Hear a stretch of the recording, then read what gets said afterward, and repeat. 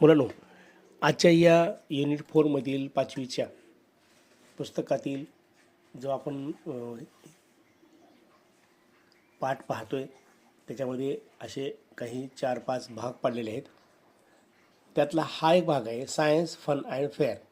Science fun and fair, विज्ञानाची मजा मस्ती किंवा विज्ञानातील मजा बघायची. आपण आता विज्ञानातील मजा बघताना आपल्याला खूप काही बघता येते आणि हे जे ठेवलेलं आहे आपल्या अभ्यासक्रमामध्ये त्याचं एकमेव कारण म्हणजे मुलांचं निरीक्षण हे वाढलं पाहिजे. निरीक्षण जितकं चांगलं वाढेल. आता बघा, याच आपल्या 5वीमध्ये सगळ्यात शेवटी वॉशिंग्टनच्या बाबतीतची माहिती सांगितलेली आहे. वॉशिंग्टननं काय केलं त्या धड्यात आपण पुढं पाहणारच आहोत. परंतु निरीक्षण कसं असतं, आभाळामध्ये कोणता हा ग्रह दिसतो हे निरीक्षण करत करत एका सायंटिस्टनं काय केलं, त्याचा शोध लावला. आणखीन असे काही असे शोध आहेत जे आजही शोध लावले जातात आणि त्यांना मोठे पुरस्कार विज्ञानाचे आंतरराष्ट्रीय दिले जातात. खूप जणांची नावं घेता येईल. खूप जणांची C.V. रमनचं घेतलं तर त्यामध्ये त्यांनी निरीक्षण केलं होते. एक झाडाचा फाटा काढला होता. एक झाडाचा फाटा म्हणजे त्या झाडाच्या फाट्याला खूप खूप निरीक्षण करून ज्यावेळेस त्या फाट्याला हळूहळू चिरलं जात होतं त्यावेळेला ते झाड चिरकत होतं, रडत होतं, त्यालासुद्धा वेदना होत होत्या. म्हणजे झाडालाही वेदना असतात हे त्यांनी दाखवून दिलं होतं. हे एका दिवसामध्ये लावल्या लगेच कोणातरी आवाज आला असं नव्हतं. तर ते दररोजच्या दररोज त्यांचं ऑब्झर्वेशन चालू होतं, त्याच्या नोंदी चालू होत्या, फिरत होते. असं बरंचसं आहे, बरीचशी उदाहरणं आहेत. तसंच तुमचंसुद्धा काय व्हावं, निरीक्षण वाढावं. यामध्ये सांगितलं. आता ही मुलगी थांबलेली आहे. या मुलीनं डाव्या हातानं फुगा भिंतीला चिटकावून बाजूला सरकलेले आहे. तो फुगा आहे, टमाटर नाही ते उलटं टमाटर ठेवल्यासारखं वाटते आपल्याला. आणि मुलगी आपल्याला सांगते की बघा मी काय चमत्कार करून दाखवते. हॅलो हा शब्द हॅलो हा शब्द इंग्रजीमध्ये संवादात पहिल्यांदा बोलण्यासाठी असतो. प्रत्यक्षात खरं तर ज्या वैज्ञानिकांनी फोनचा शोध लागला, टेलिफोनचा शोध लावला, त्याने त्याच्या प्रेयसीला पहिला शब्द बोललेला होता हॅलो. पण तो आता हॅलो म्हणताना एकमेकाला बोलण्यासाठी आल्या. आता इथं आमच्या मराठीमध्ये ओ मामा हे का ओ ऐकलो का या शब्दाने आपण सुरुवात करतो. पण इथं इंग्रजीमध्ये हॅलो आहे. हॅलो हा संवाद हा सुरू करण्यासाठी किंवा समोरल्याला आपल्याकडं बोलताना ऐकण्यासाठी बोलला जाणारा पहिला शब्द आहे. I am going to show you या वाक्यामध्ये नीट जर तुम्ही निरीक्षण केलात तर तुम्हाला हे दिसेल की सुरुवातीला कर्ता आय आहे आणि त्याच्यानंतर मुलांनो किती क्रियापद आहे तिथं? 3 क्रियापद आहेत. तीन क्रियापद. हे एक क्रियापद आहे, नंतर हे एक क्रियापद आहे, नंतर पुन्हा टूनं जोडलेलं एक क्रियापद आहे. म्हणजे इथं लक्षात आलं माझ्या की 2 मूळ क्रियापद जोडण्यासाठी काय वापरलं इथं? मध्यस्थी कोण आहे? जसं भिंत ही बांधताना 2 विटाच्या मध्ये सिमेंट असतं, ते जोडतं. तसं इथं 2 क्रियापदाला, 2 मूळ क्रियापदाला कशाने जोडले? टूनं जोडले. I am going to show you. I त्याच्यानंतर ॲम गोईंग ॲम नंतर काय वापरले? गोईंग वापरले. म्हणजे ॲम हेल्पिंग वर्ब नंतर जर मूळ क्रियापदाला ING प्रत्यय असेल तर नक्की समजायचं तो काळ कोणता आहे? अपूर्ण काळ आहे. आता ॲम कोणता हेल्पिंग वर्ब? ॲम हे टू बीचं वर्तमानकाळी रूप असल्यामुळं अपूर्ण वर्तमान काळ. म्हणजेच काय, हेल्पिंग वर्ब हे काळ दाखवण्यासाठी असतात आणि मूळ वर्ब हे म्हणजे मेन वर्ब हे मूळ क्रियापद हे मुख्य क्रियापद हे क्रिया दाखवण्यासाठी असतात. आता इथं I am going to show you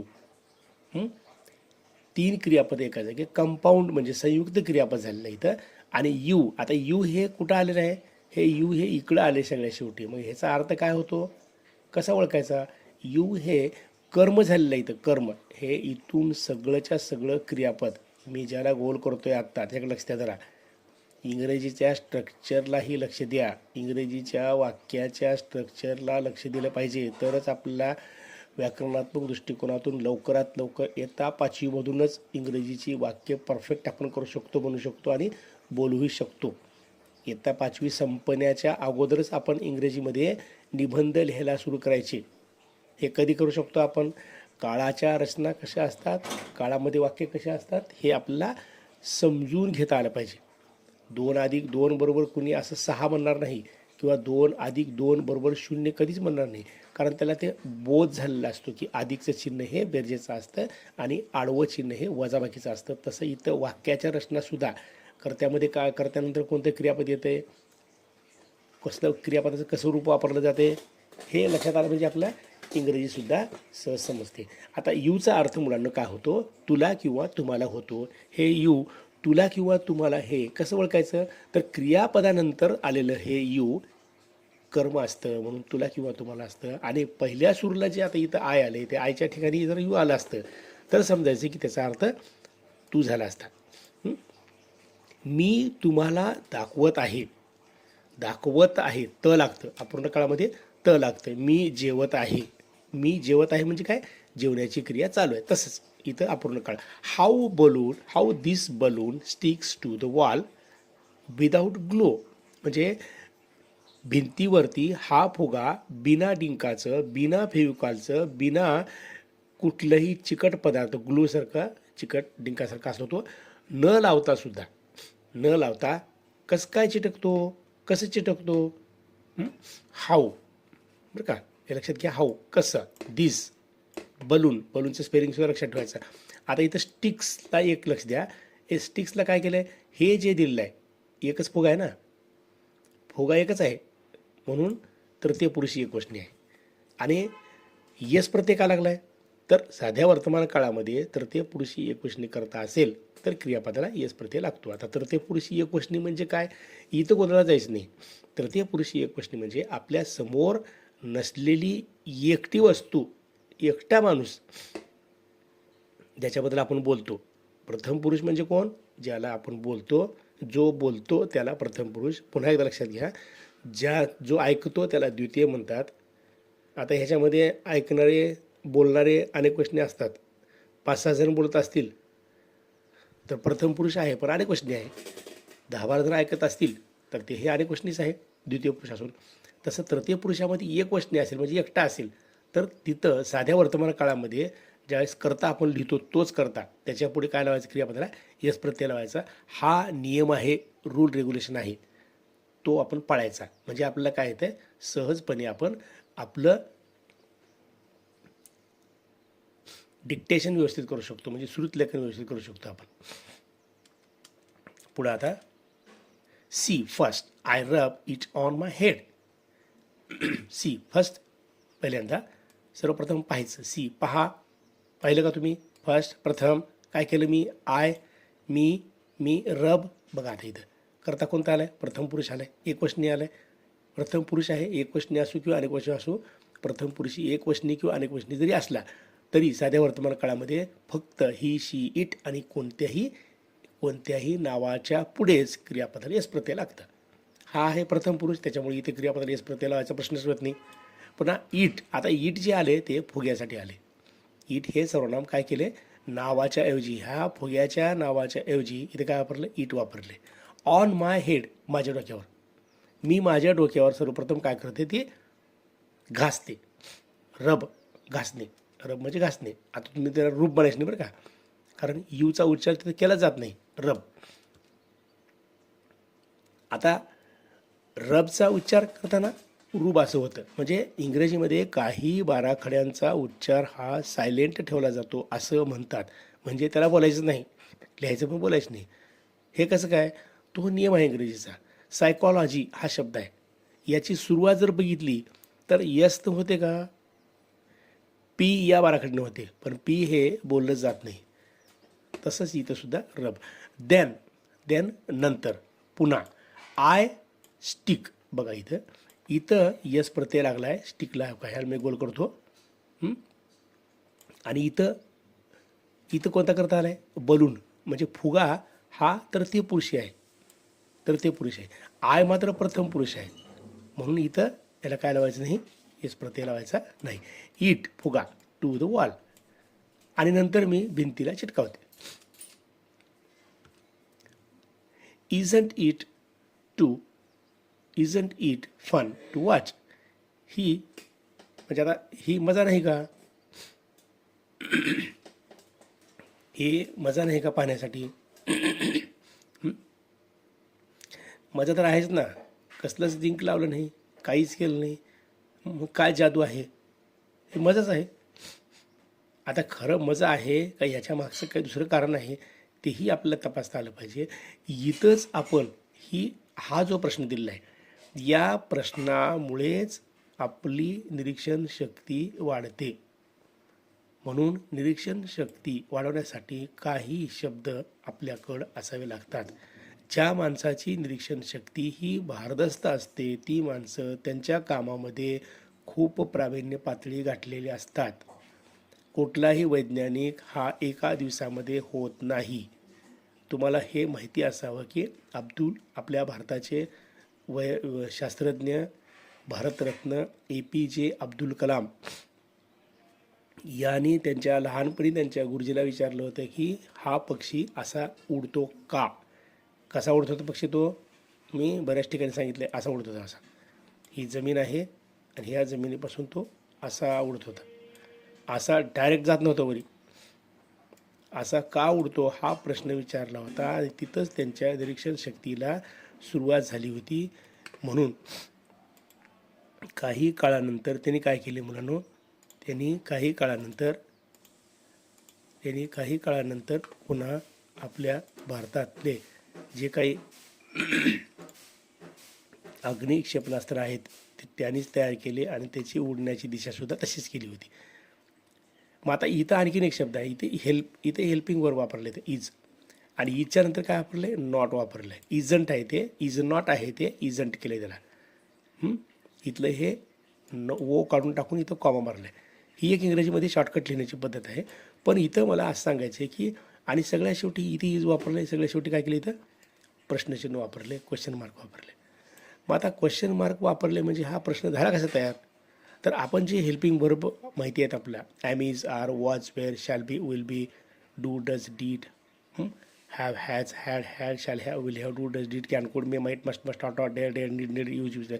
हे जे हेल्पिंग वर्ब आहेत वाक्यामध्ये जिथं आलेत त्याला काय करायचं? सगळ्यात पहिल्यांदा घ्यायचं आणि सगळ्यात शेवटी प्रश्नचिन्ह द्यायचं. म्हणजे हेल्पिंग वर्ब असलेल्या वाक्याचं प्रश्न तयार करणं इतकं सोपं आहे की तेवढंच हेल्पिंग वर्ब काय करायचं? रिकामं करून सर्वप्रथम घ्यायचं. आणि इथं बी तसंच केलं आहे. इथं बी तेच केलं आहे. बघा, हेल्पिंग वर्ब काय केलं? इथं इज घेतलं इथं आणि इकडं मात्र काय केलं? शेवटी प्रश्नचिन्ह दिले. आणि जर आपण इट इज नॉट केलं, इटच्या नंतर इजंट घेतलं तर शेवटी मात्र काय घ्यायचं? फुल स्टॉप घ्यायचा.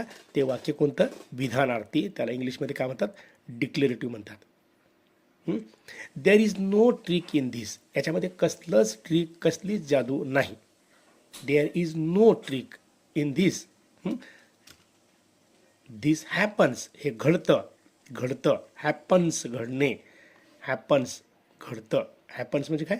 घडणे. हे घडतं. काय घडतं? तर फुगा घासल्यावर तो भिंतीला चिटकतो. आता तुम्ही एक प्रयोग करा. साधा प्रयोग करायचा. कोणता प्रयोग करायचा? तुम्ही आंघोळ केल्यानंतर भांग पाडता डोक्याला, कंगवा फिरवता, तर कंगवा थोडासा वरच्या बाजूला जे असतं ना ते घासायचं आणि खाली 2-4 छोटे कागदाचे तुकडे, 2-4 छोटे कागदाचे तुकडे काय करायचे? ठेवायचे. पटकन कागद काय होतो? त्या कंगव्याला चिटकतो.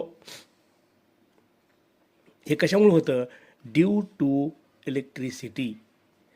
ड्यू टू, आता ड्युटी नाही इथं, ड्युटी म्हणजे कर्तव्य, इथं ड्यू टू आहे. इथं च्यामुळे. ड्यू म्हणजे काय? ड्यू टू म्हणजे च्यामुळे. ड्यू टू म्हणजे काय? च्यामुळे. Due to electricity. तिथं विद्युत लहरी तयार होतात.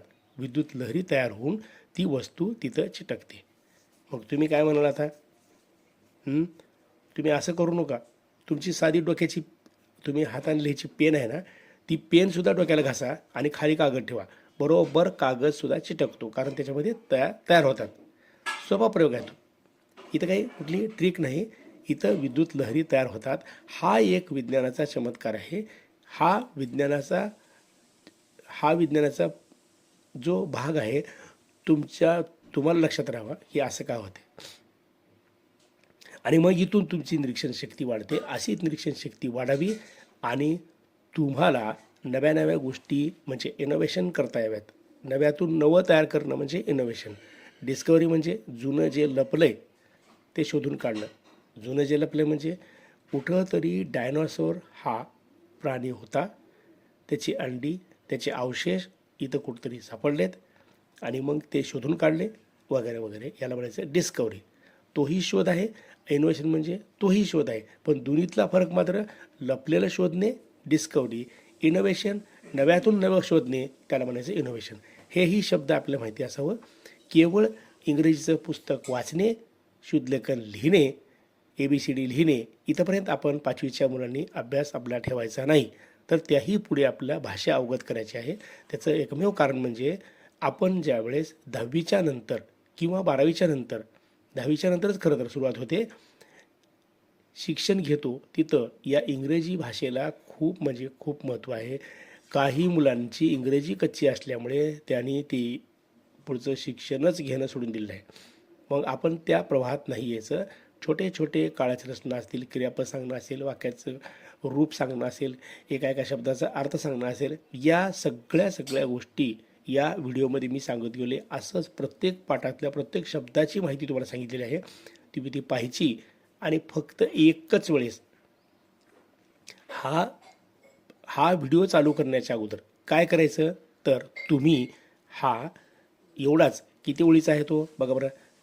1 2 3 4 5 6 7 8 म्हणजे 8 ओळीचा महिन्यातून तुमच्या वहीवर एक ओळ सोडून लिहायचा आणि त्या प्रत्येक शब्दाच्या खाली मी शिकवत असताना दिलेला अर्थ लगेच लिहायचा. म्हणजे लिहिलेला पहिल्या सुरू लिहिलेला पुस्तकाविना म्हणजे पुस्तक ठेवायचं बाजूला, वहीत लिहायचं आणि वहीत लिहिलेलं असताना हा व्हिडिओ पाहायचा आणि व्हिडिओ पाहतच